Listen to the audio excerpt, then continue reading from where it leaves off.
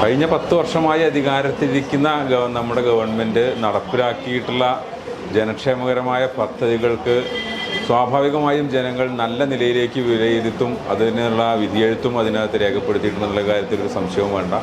ഐതിഹാസികമായിട്ടുള്ള 3ാം ഇടതുപക്ഷ ഗവൺമെൻറ്റിൻ്റെ ഭരണ തുടർച്ച കേരളത്തിൽ ഉണ്ടാവുക തന്നെ ചെയ്യും.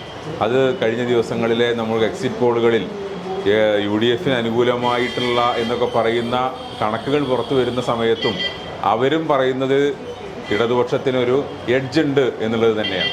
ആ നിലയിലേക്ക് നല്ല സ്വീകാര്യത കേരളത്തിലെ ഗവൺമെൻറ്റിൻ്റെ ഭരണ തുടർച്ച ഉണ്ടാവും. പെരിന്തൽമണ്ണയിലും കഴിഞ്ഞ കാലങ്ങളിൽ ഈ ഗവൺമെൻറ് കഴിഞ്ഞ 10 വർഷം നടപ്പിലാക്കിയിട്ടുള്ള വികസന പ്രവർത്തനങ്ങളിൽ ഏറെ പുറകോട്ട് പോയ മണ്ഡലം എന്നുള്ള നിലയിൽ അത് ജനങ്ങൾ നന്നായി വിലയിരുത്തിയിട്ടുണ്ട്.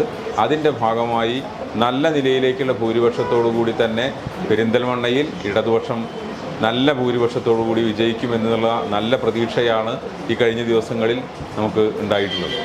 നന്ദിയുണ്ട്. ഇന്നോളം എത്തിയ ഞങ്ങളുടെ ഈ സുവർണയാത്രയിൽ നിങ്ങളുടെ ഓരോ ആഘോഷങ്ങൾക്കുമൊപ്പം ഞങ്ങളെയും ചേർത്ത് നിർത്തിയതിന്. Beauty mark gold and diamonds, specially for U.